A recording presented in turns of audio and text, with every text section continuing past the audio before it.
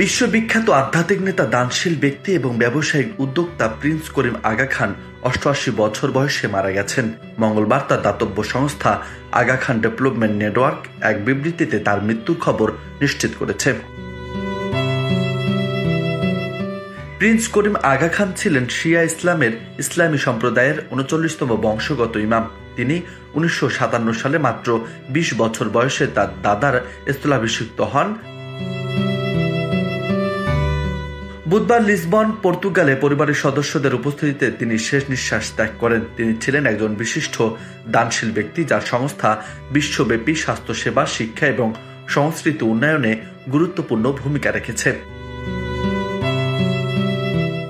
আগা খান সুইজারল্যান্ডে জন্মগ্রহণ করেন, তবে তিনি ব্রিটিশ নাগরিকত্ব লাভ করেন এবং ফ্রান্সের এক প্রাসাদে বসবাস করতেন। তার সম্পদের পরিমাণ ২০০৮ সালে ফোর্বস ম্যাগাজিন হিসাব অনুযায়ী প্রায় $1 বিলিয়ন ছিল। ঘোড়া প্রতিপালন সহ বিভিন্ন ব্যবসায়িক খাতেও তার বিশাল বিনিয়োগ ছিল। বিশেষ করে তিনি ইউরোপের অন্যতম সফল ঘোড়া প্রজননকারী হিসেবে পরিচিত ছিলেন। তার বিখ্যাত ঘোড়া শেরগার ১৯৮১ সালে এপসম ডার্বি জয় করেছিল, তবে ১৯৮৩ সালে এটি অপহরণের শিকার হয় এবং আর কখনোই উদ্ধার করা সম্ভব হয়নি।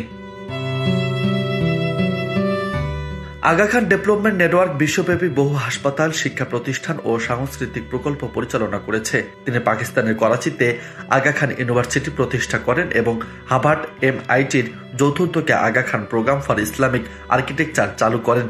ভারতীয় ঐতিহ্য সংরক্ষণেও তিনি গুরুত্বপূর্ণ ভূমিকা রাখেন, বিশেষ করে দিল্লির ঐতিহাসিক হুমায়ুনের সমাধি সংস্কারে।